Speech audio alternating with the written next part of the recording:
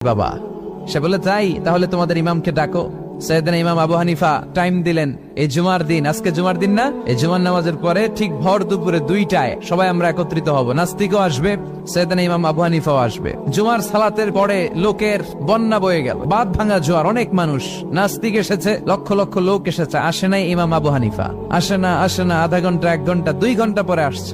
নাস্তিক বলে, এই তোমাদের ইমাম যার কোনো সময়ের জ্ঞানই নাই, এর সাথে কিসের তর্ক? সাইয়েদনা ইমাম আবু হানিফা বলে, ইনদি উযর, আমার ওজর আছে। কি ওজর? সাইয়েদনা ইমাম আবু হানিফা বলেন, আমি ঘর থেকে বের হয়ে আসার পথে একটা নদী পার হয়ে আসতে হয়।